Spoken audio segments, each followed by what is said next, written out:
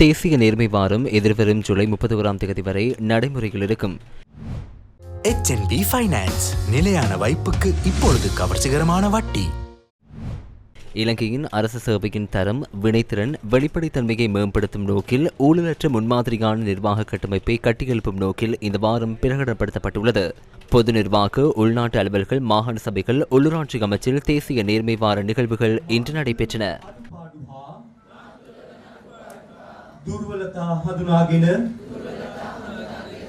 ආදර්ශයෙන් වෙනස් වීමටත් ඒ අනුව රාජකාරී පරිසරය හා நேர்மை என்பது ஒரு நபரிடம் இருக்க வேண்டிய ஒரு குணவியல்பாகும், அல்லது எமது நிறுவன கலாச்சாரத்துக்குள் இருக்க வேண்டிய ஒரு பண்பாகவும் கூறலாம். ஒரு நபரிடம் இருக்க வேண்டிய குணம் பற்றி கூறும்போது நமக்கு இருக்க வேண்டியது நேர்மை என்பது நமக்கு தெரியும். இல்லையெனில் லஞ்சம், ஊழலுக்கு எதிரான நிலைப்பாடு, அதனுடன் பொது சொத்துக்களை பாதுகாத்தல், பொது சொத்துக்களின் வீணடிப்புக்கு எதிராக உரிய சந்தர்ப்பங்களில் செயற்படுதல், இந்த குணங்களை நான் அரசு ஊழியர்களுக்கு குறிப்பிட்டேன். இந்த குணாதிசயங்கள் இருக்க வேண்டும் என்ற விடயம். அரசு இயந்திரம் செயற்படும் விதம் தொடர்பில் நாம் இதனை சரியாக செய்கின்றோம் என்ற நம்பிக்கை நமக்கு உள்ளது.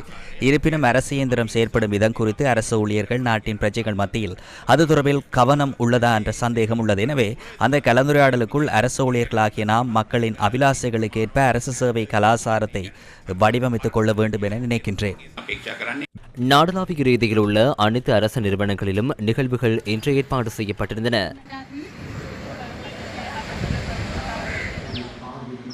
தேசிய நேர்மை வாரத்துக்கு இணங்க அனைத்து மாவட்ட செயலகங்களையும் மையமாக கொண்டு 25 நிகழ்வுகள் நாளை ஏற்பாடு செய்யப்பட்டுள்ளன. அதற்கமைய நிதி, டிஜிட்டல், தொழில் முயற்சி மற்றும் தொழில்நுட்ப நேர்மையை மேம்படுத்த திட்டமிடப்பட்டுள்ளது.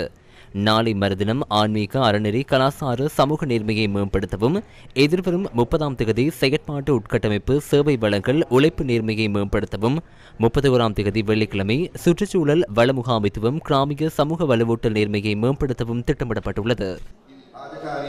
මාතුලවන අඩුපාඩු සෑම විටම පොරවරු රාජ්‍ය සේවයේ වදන වගවීම